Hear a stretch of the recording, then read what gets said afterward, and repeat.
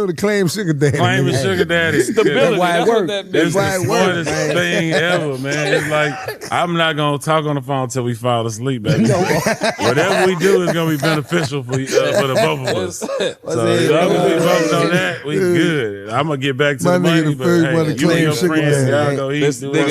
When you first claim your sugar daddy, your sugar daddy some really, shit. it was an outfit, really. I had put on one of them little shirts. I said, man, I look like a sugar daddy. I kind of ran with it. I like this. You know, all my life, y'all had me calling women bitches and hoes and shit. I had a silk suit with a cargo tie to the back. I had one of them little, you know, them little Hawaiian shirts. Oh yeah, yeah, you had a rug with that. I had a little hat. With the hat. Yeah, I had that. I look like a sugar daddy. I went to a Sunday fun day. I was like, oh, hold up. The bottle girl service come through. You know how they got your name. That just say, I got you. Right. It's standing behind him and that say, I got you. Man, it's really the smart way to live if you really think about it. Like a lot of fellas like look down, like really youngsters look down on it, you know, like everybody want to be a pimp. I don't want nothing from a girl, bottom line, you know what I'm saying? Basically, so, but at the end of the day, being a sugar daddy is the smartest way to live life, man. You know, you gonna spend it anyway. You gonna spend it anyway. You gonna either sit down with her at that dinner and spend it. You gonna go to somewhere to spend it to make her have a good time, or you just gonna give it to her. I give it to her. There you have it. The laws of sugar daddy. Just gotta leave. I give it to her and get back to get some more. Sugar daddy Slim.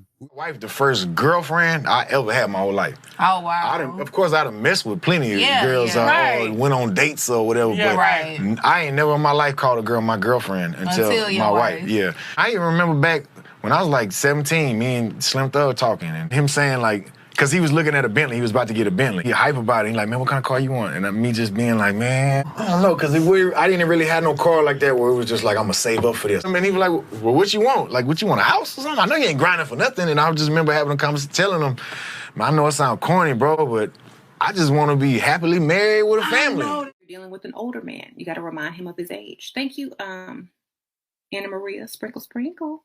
Remind him of his age when he forgot how old he was, you know? Put him back in his place. You can do it in a nice way.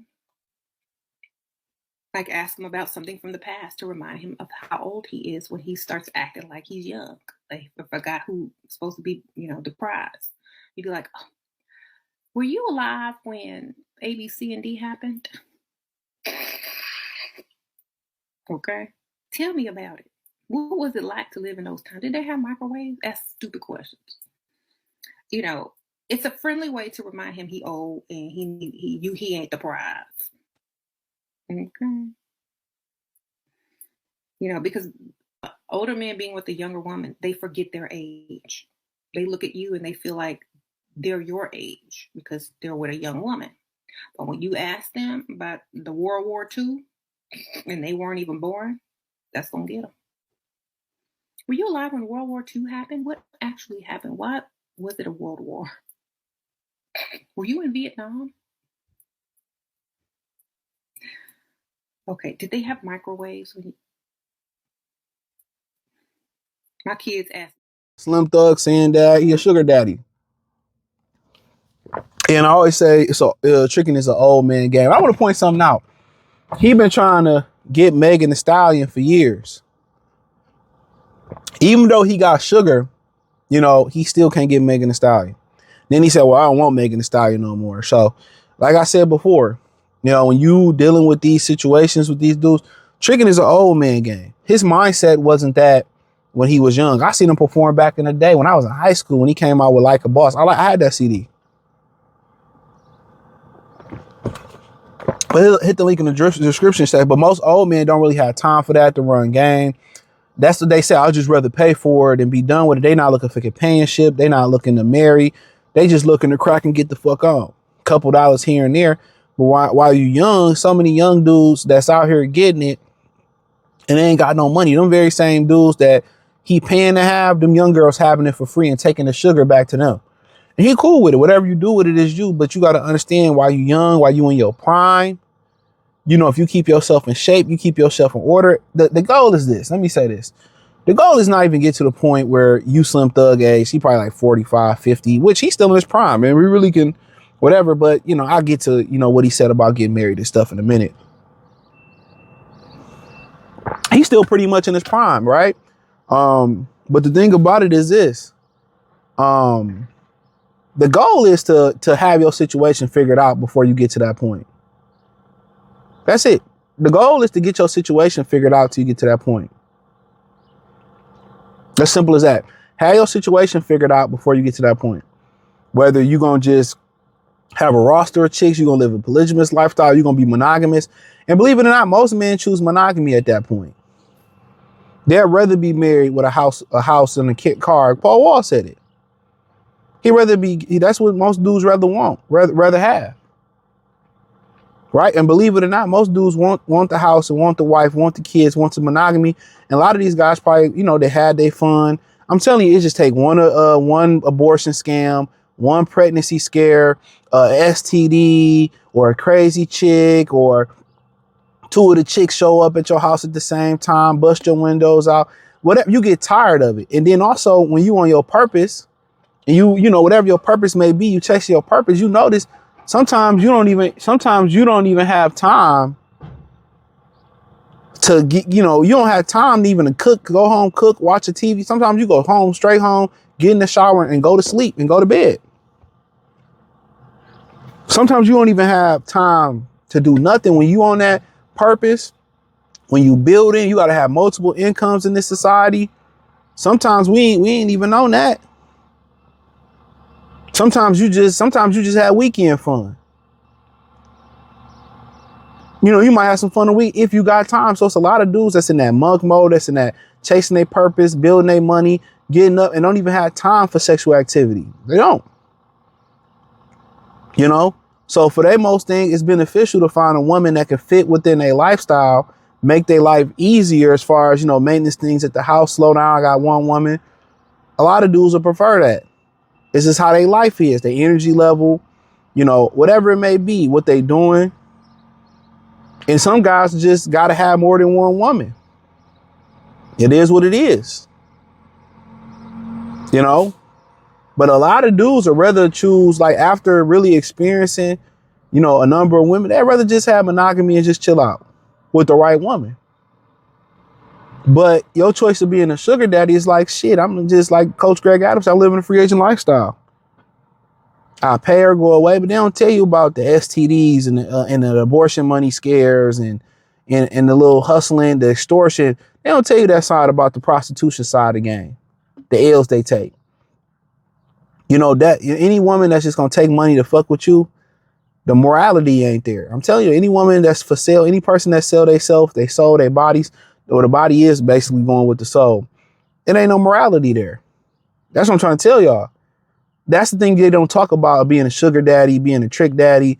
These bitches try to extort you. It's an extortion thing. Especially if they already lose a lot of respect for you for trying to get them with money, for tricking. It's some women that be like, oh, I'm good. I don't play them games. You got some women that trick. A lot of women that's business women that run companies that can't keep husband, can't keep a man, they're trick for some dick. That's a fact. They're trick for some dick. And they always fall into the trap of trying to buy the dude, and it rarely works out for them. But that's another video for another day.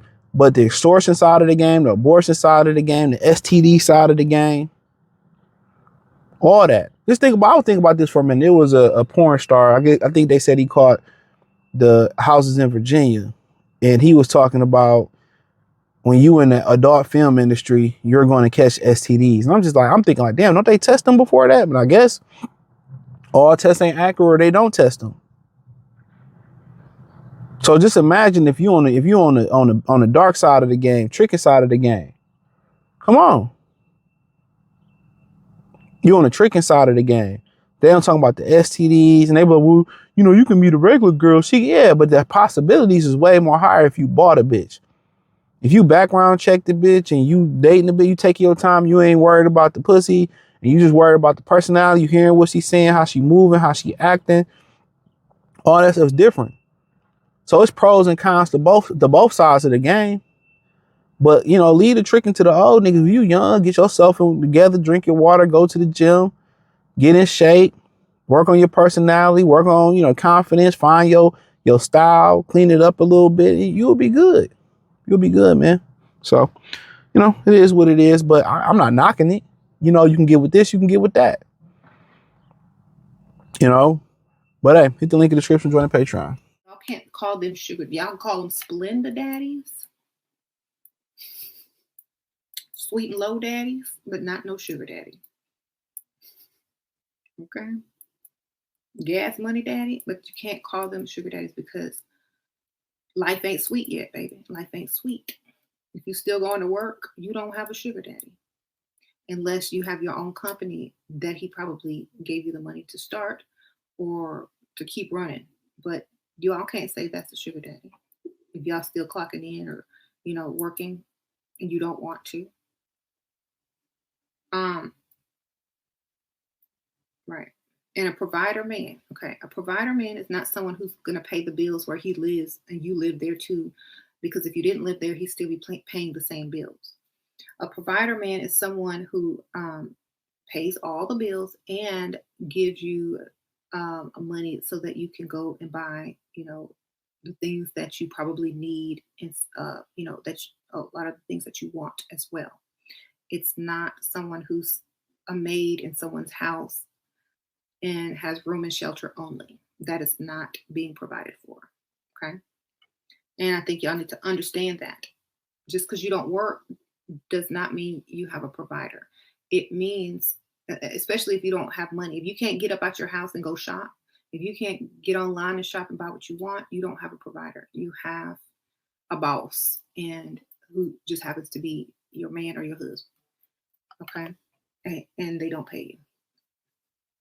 So if you don't have access to any money, if you can't go out and do what you want to do, you're not provided for.